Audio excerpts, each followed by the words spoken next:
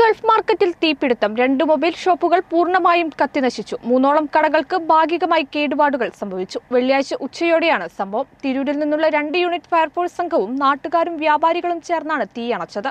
തീ മറ്റു ഭാഗങ്ങളിലേക്ക് പടരാതിരുന്നതിനാൽ വൻ അപകടമാണ് ഒഴിവായത്. Celebrate the moments of colors. KMT Silks, Perindalmanda, Kottakkal.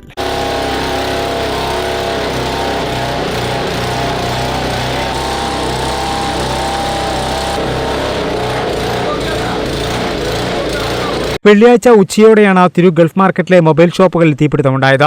Chembra റോഡിൽ പള്ളിക്ക് സമീപമുള്ള ഷോപ്പുകളിലാണ് തീപിടുത്തമുണ്ടായത്.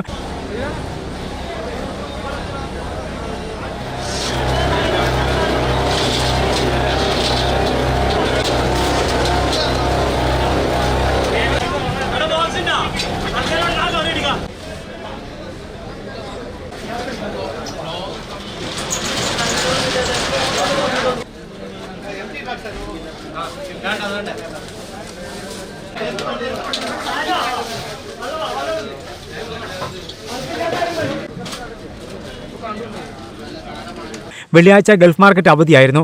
അടച്ചിട്ട ഷോപ്പിൽ നിന്ന് പുക ഉയരുന്നത് പള്ളിയിൽ നിന്ന് ഇറങ്ങി വരുന്നവരുടെയും സമീപത്തെ തെരുവ് കച്ചവടക്കാരുടെയും ശ്രദ്ധയിൽപ്പെടുകയായിരുന്നു. ഉടൻ തന്നെ ഫയർഫോഴ്സിൽ വിവരം അറിയിച്ചു. തിരൂരിൽ നിന്നും 2 യൂണിറ്റ് ഫയർഫോഴ്സ് സംഘം എത്തിയാണ് നാട്ടുകാരുടെയും വ്യാപാരികളുടെയും സഹായത്തോടെ തീയണച്ചത്.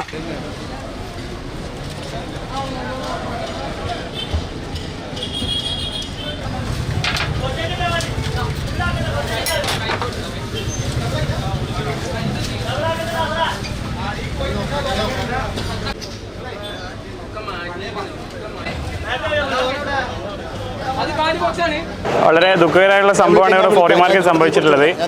പിന്നെ വളരെ സാധാരണക്കാരായിട്ട് നടത്തുന്ന ഷോപ്പാണ് തീ പിടിച്ച് ഫയർ കത്തിയിട്ടുള്ളത്. ഒരുപാട് നഷ്ടമുണ്ട്, ലക്ഷങ്ങൾ നഷ്ടം വരും. അത് എത്രയെന്നുള്ള കണക്കാക്കിയിട്ടില്ല. 2-3 ആൾക്കാർ കൂടി നടത്തുന്ന ഷോപ്പാണ്. അപ്പോൾ എന്തായിട്ടുണ്ടെങ്കിലും അത് അവരെ സംസാരിച്ചിട്ട് ഇതാക്കുക. എന്തായാലും അസ്വാഭാവികമുള്ള സംഭവമാണ്, ആരും പ്രതീക്ഷിച്ച ഒരു സംഭവമല്ല. എന്തായാലും കറക്റ്റ് സമയങ്ങളിൽ തീ അടക്കാൻ സാധിച്ചുകൊണ്ട് വലിയ തീപിടുത്തം ഒഴിവാക്കാൻ സാധിച്ചു. തിരൂരിനെ നടുക്കിയ ഒരു തീപിടുത്തമാണ് തിരൂർ ഫോറിൻ മാർക്കറ്റിൽ ചെമ്പ്ര റോഡിൽ ഉണ്ടായിട്ടുള്ളത്. ഇന്ന് ഫോറിൻ മാർക്കറ്റിന് അവധി ദിവസമാണ്.